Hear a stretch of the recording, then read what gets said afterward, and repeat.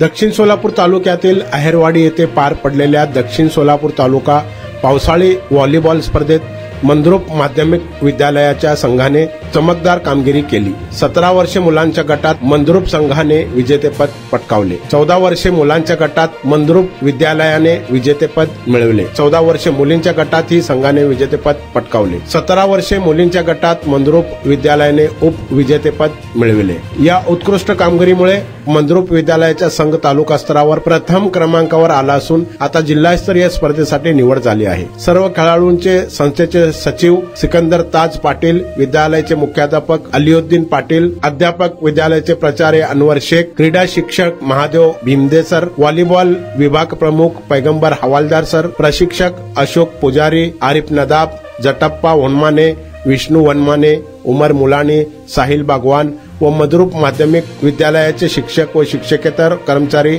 यांनी अभिनंदन केले.